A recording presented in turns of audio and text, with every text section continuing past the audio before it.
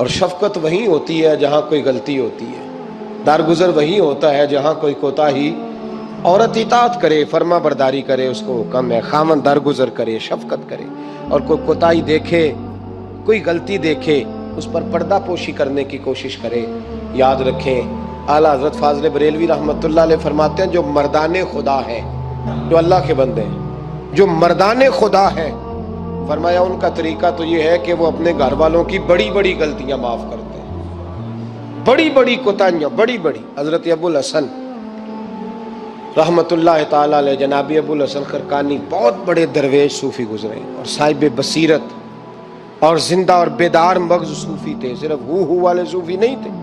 ان کو خبر ہی نہیں کہ معاشرے میں میں کھٹکتا ہوں دل عالم میں کانٹے کی طرح، اور تو فقط اللہ ہو اللہ ہو اللہ ہو۔ حضرت ابو الحسن خرقانی خانقاہ بھی آباد کرتے تھے، اور معاشرے میں کبھی ظلم ہوتا تھا تو بادشاہوں کا جا کے حقہ پانی بھی بند فرما دیا کرتے تھے۔ بڑے بیدار مغز اور بیدار ذہن صوفی تھے۔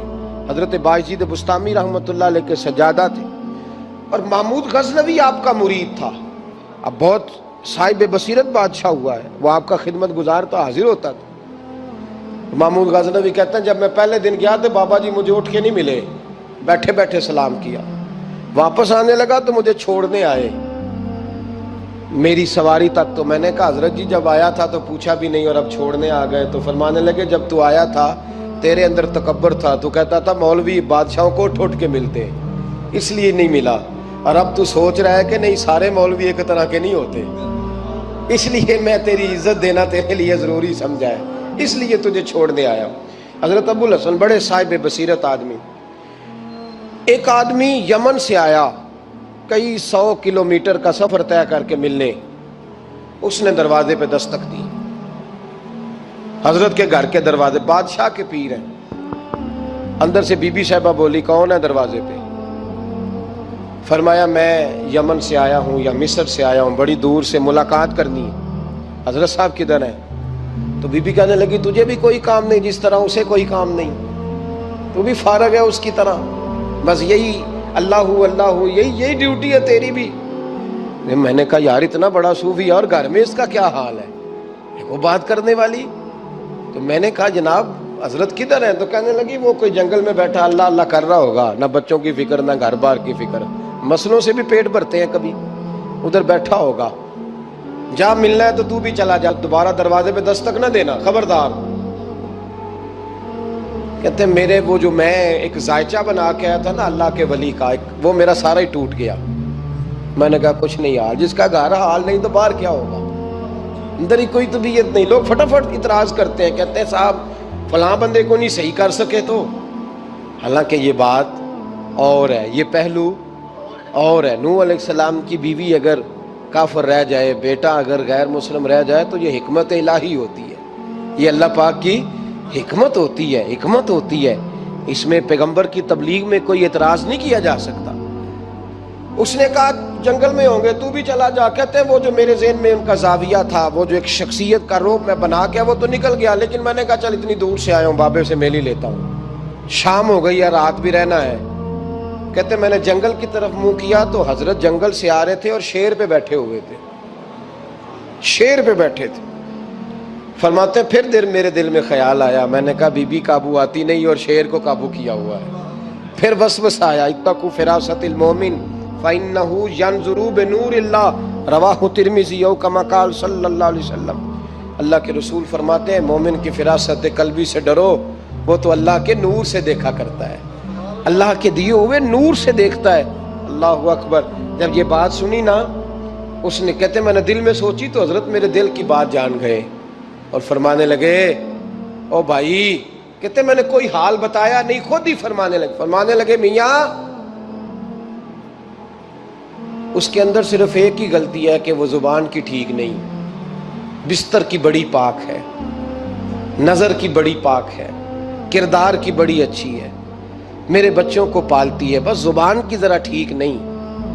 اور فرمانے لگے میں اس نتیجے پہ پہنچا ہوں اگر میں نے اسے نکال دیا تو اور کوئی رکھے گا نہیں، بیچاری زندگی ساری پریشانی میں گزار دے گی، اور پھر اگلے لفظ کہے تو حد ہو گئی۔ فرمانے لگے میں اس بد زبان سے حسن سلوک کرتا ہوں، اللہ نے یہ بے زبان مخلوق میری فرما بردار بنا دی ہے۔ فرمایا یہ میرے وظیفوں چلوں عبادتوں سے نہیں آیا شعر، یہ اس بد زبان سے حسن سلوک کرتا ہوں تو رب نے یہ بے زبان مخلوق میری۔ اب یہ گنجائش، یہ حکم خامند کے لیے ہے، یہ تقریر سن کے بی بی نہ کہہ دے کہ میں نے بد زبان ہونا ہے تو آپ فرما برداری کرے میری، تو یہ جس کے لیے بات ہو اسی تک رہے۔ خامند کو حکم ہے کہ اگر کوئی کوتاہی ہے تو اس کوتاہی کی پردہ پوشی کرے۔ گھر جو ہوتا ہے نا، گھر کچھ چیزیں اجازت نہیں دے رہی میری کہ میں کچھ اور بات آپ سے کروں، کچھ آپ کو نیند بھی آ رہی ہے۔ دیکھیں پورا وجود سلامت ہو اور اندر روح نہ ہو تو بندہ زندہ رہ سکتا ہے؟ جڑے نہیں بولے انہیں رہ لینا میرا خیال۔ وجود ہو سارا سلامت ہے لیکن روح سلامت، بندہ بچ جائے گا؟ بولے نا یار، جنہیں نیند آ رہی ہو بولو، نہیں نہ رہ سکتا۔ پورے گھر میں ہر شے ہو، ذمہ داری سے بات کر رہا ہوں، پورے گھر میں ہر شے موجود ہو، اگر گھر میں دین نہ ہو تو گھر چلتا نہیں چل سکتا۔ جس گھر میں نماز نہ ہو وہ گھر نہیں چلتا، جس میں قرآن پاک نہ ہو وہ گھر، اس لیے کہ دین روح ہے۔ دین اگر گھر میں دین نہیں تو گھر چل سکتا؟ سن لے حدیث پاک ترمذی شریف کی، نبی کریم علیہ الصلوۃ والسلام، یہ بھی حق ہے، یہ آخری بات اس عنوان پہ سنیں، یہ حق آخری ہے، اس کو بھی سمجھیں۔ ترمذی شریف میں نبی پاک علیہ السلام نے فرمایا، دعا دی حضور نے، نبی پاک فرماتے ہیں اللہ اس بی بی کو جزائے خیر دے، اللہ اس پہ رحم فرمائے جو سویرے اپنے خامند کو نماز کے لیے جگاتی ہے اور اگر نہ اٹھے تو پانی ڈال کے جگاتی ہے، اور فرمایا اللہ اس خامند پر رحم کرے جو سویرے اپنی بیوی کو نماز کے لیے جگاتا ہے اور اگر نہ اٹھے تو پانی ڈال کے جگاتا ہے، رحم کرے۔ سب سے زیادہ حق میاں بیوی کا ایک دوسرے کا ساتھ یہ ہے کہ انہیں دیندار بنائے۔ دین کی جس بات کا خامند کو پتہ ہے، اعلیٰ حضرت نے لکھا ہے کہ خامند کی ذمہ داری ہے بیوی کو تعلیم دینا، یہ اس کی ڈیوٹی ہے پردے کا پابند کرانا، اس کی ذمہ داری ہے کہ اسے قرآن و سنت کے جو احکام پتہ ہے اپنی بیوی کو سکھائے، اس کو بتلائے، اس کو سمجھائے، ذمہ داری ہے اس کی۔ فرمایا اللہ اس پہ رحم کرے، ذمہ داری ہے، ایک دوسرے کو مذہب سے آشنا کریں، پیار کے ساتھ محبت کے ساتھ قائل کریں۔ خامند بڑی باتوں میں روٹھ جاتا ہے، اگر کبھی اس بات پہ بھی روٹھ جائے کہ آج نہیں روٹی کھانی تیرے ہاتھ کی، انہیں نماز ہی نہیں پڑھی تو آج نہیں میں نے تیرے ساتھ کوئی بات کرنی اس لیے کہ تیری آواز گلی میں نے سنائی دی ہے مجھے، تو خامند کو چاہیے کہ اسے دینداری سکھائے۔ عورت کو بھی چاہیے کہ وہ کہے صاحب تھوڑی روٹی کھا لینی ہے لیکن مہربانی کریں حلال رزق لے کے آئے، مجھے زیادہ کپڑوں کی ضرورت نہیں، میں پرانے پہ گزارا کر لوں گی لیکن میرے بچوں کے حلق سے ہرا نہیں گزرنا چاہیے کہ دینداری ایک دوسرے کو سکھائیں، ایک دوسرے کو۔ حضرت سلطان باہو کا نام تو سنا ہوگا آپ حضرات، الحمدللہ کافی لوگوں نے سنا ہوگا۔ حضرت سلطان باہو رحمۃ اللہ علیہ کے جو والد تھے ان کا نام تھا حضرت بازید، جاگیردار تھے، دنیا دار تھے، بہت بڑے مالدار تھے۔ فرماتے مذہب کی طرف میرا رجحان نہیں تھا، چوتھی شادی کی بی بی راستی کے ساتھ۔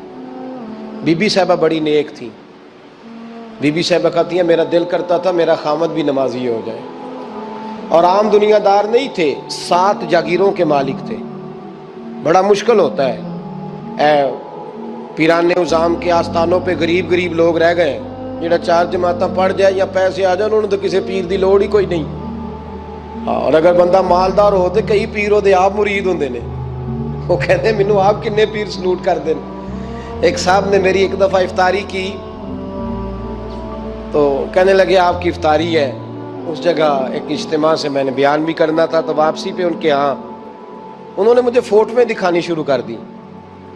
اب یہ بھی ایک مسئلہ ہے نا، کیا کہتے ہیں اس کو، سیلفی جی، بڑے بڑے سیانے بندے ساری دیہڑی یہی کام کرتے رہتے ہیں اور کم ہی کوئی نہیں سرے، تو وہ مجھے تصویریں دکھانے لگے، اے پیر صاحب دی بھی میں دعوت کیتی، اے پیر صاحب دی بھی میں دعوت کیتی، اے پیر صاحب دی بھی میں دعوت کیتی، اے پیر صاحب دی بھی میں دعوت، 14-15 پیر مجھے گنوا دیے۔ تو کھانے تو بعد مینوں کہنے لگے کہ تسی دوبارہ کدو آؤ گے؟ میں کہا جدو تسی 200 بندے نو میرا بھی نام دس لو گے ادو آ جاؤں گے۔ اب مالدار آدمی ہے نا. تو اب بعد میں مجھے ایک دو دفعہ انہوں نے فون کیا, میں کیا وہ بڑے بڑے پیران دی اس لسٹ میں اپنا نام نہیں شامل کرانا چاہتا. میں نے تو نہ چھوٹے چھوٹے جی رہن دے بھائی, ہم بچتے ہیں اس کام سے, بچتے ہیں ایسے آدمی سے. وہ کسی درویش نے کہا تھا جس کی ہر بات میں پوشیدہ ہو نشتر کی چبھن, ایسے ہر صاحب احسان سے ڈر لگتا ہے, بچنا چاہیے. تو مالداروں کے تو آپ بڑے مرید ہوتے ہیں, کئی پیر حاضریاں دیتے پھرتے ہیں, کئی مولوی دستے نگر ہوتے ہیں, معاذ اللہ. اللہ خودداری اور عزت نفس عطا کرے, آمین تو کہہ دیجئے. دینداری کے اللہ توفیق عطا فرمائے. تو بہت بڑے جاگیردار تھے حضرت سلطان باہو رحمۃ اللہ علیہ کے والد. بی بی شیبہ کہتی ہے نمازی بنانا تھا خاوند کو. کس کو؟ کس نے بولے, کس نے نمازی بنانا ہے؟ اور بیوی کو کس نے بنانا ہے؟ پکی گل نے نہیں. میں ایک کونسلر صاحب نو میں کیا ماشاءاللہ جیت گئے ہو؟ کہندے ہاں جی. میں کہندے جی کوئی حکم ہوئے تو مینوں دسو. میں کہ حکم ہے کہ تسی اپنے ہلکے دے بندیاں دی ڈیوٹی لانی, کیڑا کیڑا نماز حاضری لانی ہے, کیڑا کیڑا نماز پڑھنا ہوندا ہے تے کیڑا کیڑا نہیں ہوندا. کہنے لگے بڑے سیانے نکلے ہو, پہلا مینوں ہی وسیتے واڑ چھڑیا جی. میں جاؤں گا تے دوجیاں دی حاضری لاؤں گا نا. تو خاوند نمازی بنائے گا بیوی کو تو اس سے پہلے خود بنے گا تو بنائے گا نا جی. جی تو اگر خاوند کہہ دے تو پڑھیا کر, میرے پیچھے نہ لگی کیونکہ جنی کو تو پڑھنی اونی میں پڑھنی ہے. تو میں آج میں ایک دوست کو کہہ رہا تھا بچے وہ کام نہیں کرتے جو آپ کہتے ہیں. اور میں نے جمعے میں بھی کہا تھا بچے وہ کرتے ہیں جو ہمارا عمل دیکھ کے بچے چلتے ہیں, صرف بات پہ عمل نہیں کرتے. بی بی راستی کہتی ہے میں نے ٹھان لی کہ میں نے اس جگیردار کو, وڈیرے کو, اس موٹے بڑے چودھری کو میں نے نمازی بنانا اور بنا کے دکھانا ہے نمازی. بی بی صاحبہ کہتی ہیں کہ وہ جس خاتون کی بھی باری ہوتی تھی, 4 بیویاں ہوتی تھیں, وہ اس کا حق ادا کرتے تو بعد میں اپنی خوابگاہ میں جا کے آرام کرتے. ان کا جو خادم تھا ملازم, وہ رات کو دودھ کا پیالہ انہیں دینے جاتا تھا, سونے سے پہلے ان کے پاس دودھ کا پیالہ پہنچتا تھا. تو بی بی صاحبہ کہتی ہیں میں نے رات کو ملازم سے کہا دودھ دینے تو نہیں جائے گا, میں جاؤں گی. کہ میں آدھی رات کو دودھ کا پیالہ لے کے حاضر ہوئی. تو کیسے آئی؟ میں نے کہا بی بی ہوں, آ گئی ہوں, تو اب مہربانی کریں. میں نے کہا اگر اجازت دیں تو آپ کے پیر نہ دبا دوں. چل دبا دے. بی بی کہتی ہیں پیر دباتے دباتے میں نے کہا اگر اجازت دیں تو صبح نماز کے لیے جگا دوں. یہ نماز کی تبلیغ ہو رہی ہے. تو بابا جی پتہ کیا کہتے ہیں حضرت بازید, کہنے لگے تو مجھے جانتی نہیں, خبردار مجھے تبلیغ کرنے کی کوشش کی. اس گھر میں رہنا ہے تو سانس اونچا نہ لینا, پتہ ہے تو کس کے ساتھ بھی آئی, خبردار. کہتے میں چپ کر کے آ گئی. اگلے دن پھر دودھ لے کے پہنچ گئی تو انہوں نے آنکھ کھول کے دیکھا میری طرف, پھر آ گئی ہے. میں نے کہا میرے خاوند ہیں, میرے سر کے تاج ہیں, پیر دبا دوں؟ کہ دبا دو.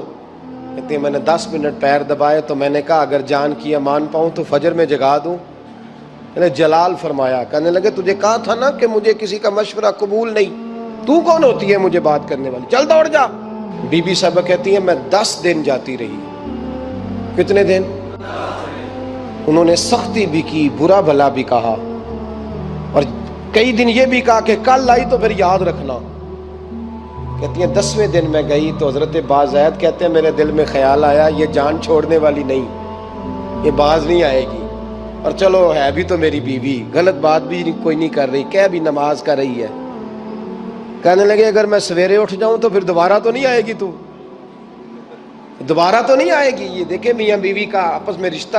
سویرے اگر میں اٹھ جاؤں نماز کے لیے تیرے کہنے پہ تو میری جان چھوڑ دے گی تو. بی بی صاحبہ کہنے لگی میں دوبارہ نہیں آؤں گی, آپ مہربانی کریں سویرے اٹھ جائیں. کہنے لگے چل تو میری بیوی ہے, ایک بار مان لیتا ہوں تیری بات, سویرے جگا دینا.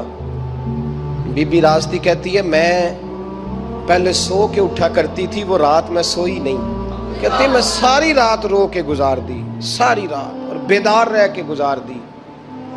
سویرے فجر کے وقت پانی گرم کیا, بغل میں مصلی لیا, خامد کو بیدار کیا, وضو کرایا, اور کہتی ہیں جب وہ اللہ اکبر کہہ کے سنتوں کی نیت باندھی تو میرے اس طرح آنسو گرے جیسے سیلاب آتا ہے اور دریا کا بند ٹوٹتا ہے. اور میں نے رو کے کہا مولا میرے اختیار میں یہیں تک تھا, میں مصلی پہ کھڑا کر سکتی ہوں, میں دل تو نہیں نہ بدل سکتی, وہ تیرے قبضے میں ہے, مقلب القلوب ہے, فضل کر اس کا دل بدل دے. فرماتی ہیں میں روتی رہی, 2 رکعتیں پڑھ کے میری طرف دیکھا تو فرضوں کی نیت باندھ لی، اور 2 فرض پڑھ کے پھر میری طرف دیکھا، کہنے لگے خبردار سویرے جگانے آئی تو۔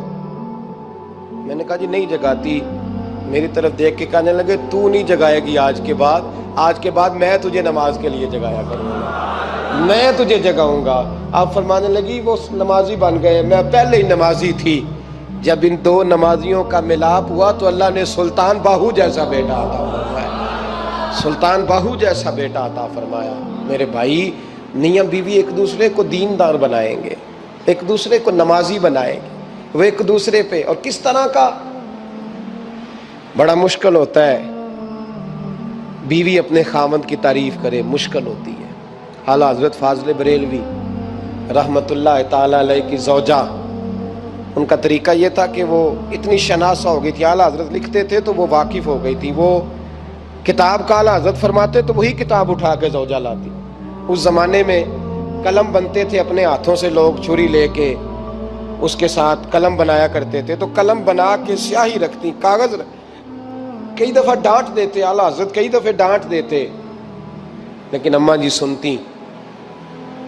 وقت وصال آیا تو ایک دن فرمانے لگے حامد رضا کی ماں، تو نے ساری زندگی مانگا کچھ نہیں، تو نے میری بڑی نوکری کی، میرے دین کے کاموں میں سب سے بڑی مددگار تو تھی، چل کوئی چیز مانگ لے۔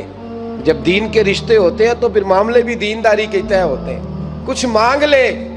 بڑا کچھ مانگ لیتی ہیں نا بیویاں، بڑا کچھ۔